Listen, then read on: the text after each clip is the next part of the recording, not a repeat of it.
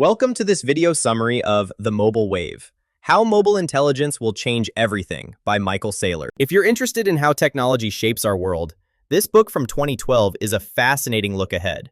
Many of its predictions have already come true. I'm going to break down the main points, provide some context, and highlight key lessons you can take away.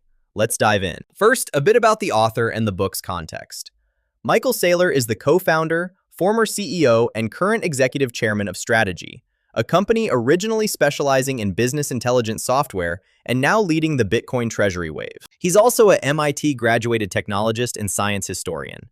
Since 2020, he's often featured in major media for his unique insights about Bitcoin. The book was published in June 2012, right as smartphones and tablets were exploding in popularity. Think iPhone's rise starting in 2007 and the iPad in 2010. Saylor argued that mobile computing was the real game changer, the fifth wave of computer technology after mainframes, mini-computers, desktops, and the internet. Unlike the internet, which he says only impacted about 5% of the economy, mobile would touch everyone because it's portable, always on, and accessible anywhere. Saylor predicted that by the early 2020s, there would be billions of smartphones and tablets connected worldwide, turning mobile devices into a universal computing platform. And guess what? We're there now, with over 6 billion smartphones in use globally. This mobile wave isn't just about smaller screens. It's a disruptive force. It makes software ubiquitous, like electricity was to the Industrial Revolution. Mobile computing is the tipping point of the information revolution. Now, let's hit the main points of the book. Saylor structures his argument around how mobile intelligence will transform key industries and society. One big theme is the death of paper. Mobile devices will digitize everything: books, newspapers, maps, tickets, even money. Think about how we already use apps for boarding passes or e-wallets.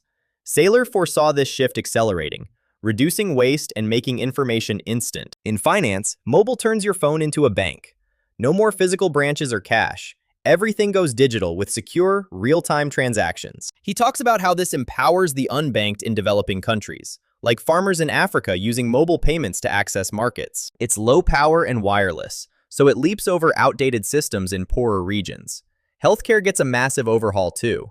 Mobile devices could digitize medical records, enable remote diagnostics, and even use sensors for real-time health monitoring. Imagine consulting a doctor via video or getting AI-driven advice on your phone, things we're seeing with telehealth apps today.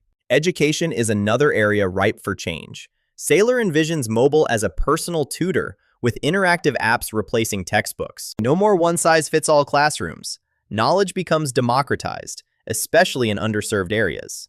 Entertainment and social networks? Mobile supercharges them. Streaming, social media, gaming, all on the go, creating new ways to connect. He warns that traditional media must adapt or die. Saylor argues these changes are so immersive, we can't fully see them yet.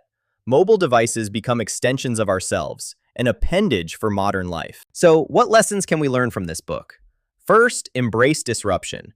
Saylor urges businesses to reimagine everything. If you're in any industry, ask, how can mobile make this better, faster, or more accessible?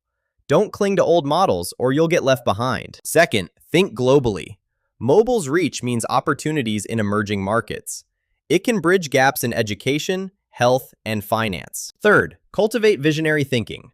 Saylor's book is a masterclass in looking ahead. Study history to forecast the future. Fourth, prepare for ubiquity. Software will be everywhere, powered by mobile. This means greater efficiency, but also great challenges, such as maintaining privacy in a fully digital world. Finally, stay adaptable.